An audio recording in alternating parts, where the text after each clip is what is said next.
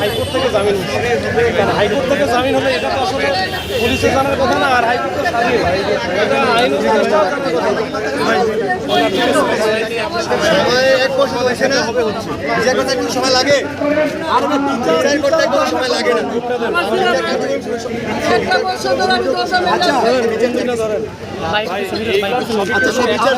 সুষ্ঠুভাবে এখানে আসছিলাম স্যার, সুষ্ঠুভাবে আমরা এখানে আসছিলাম। আপনার পুলিশ কিভাবে যে বাজেট ইউজ করছে আমি বলি এটা হচ্ছে এমনি 144 জারি করা থাকে, কেউ আসতে দেয় না। হ্যাঁ, হয়তো বা তোমাদের যখন তোমরা ঢুকতে যাচ্ছ তখন হয়তো বাধা দিচ্ছে।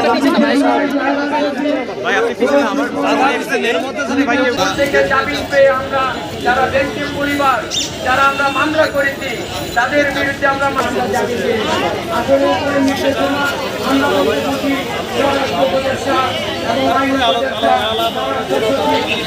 আইন উপদেষ্টা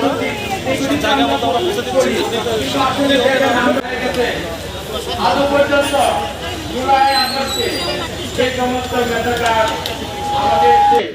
আমাদের সিদ্ধান্ত নিয়ে যখন আমরা কোনো আসামিকে আমরা বলি যে পুলিশ অ্যারেস্ট করতে, সেই পুলিশে অ্যারেস্ট করেও আজকে কোর্টের থেকে 2 মাস আগে জামিন দিয়ে গেছে।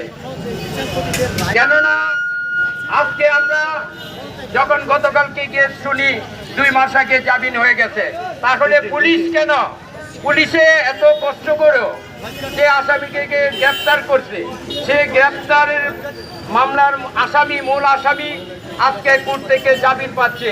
তাহলে আমরা ভিডিও ফুটেজ আছে, অসংখ্য প্রমাণ আছে সারা বাংলাদেশে। আমি শহীদ পরিবারের পক্ষ থেকে একটি কথা বলতে চাই এবং আহত পরিবারের পক্ষ থেকে একটি কথা বলতে চাই, তাহলে আপনারা বিচারের জন্য কি কাজ করছেন?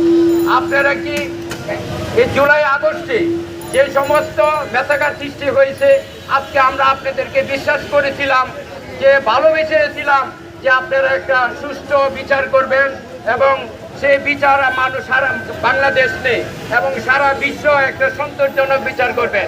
আজকে আসলে তার কোনো অগ্রগতি আমরা পাচ্ছি না।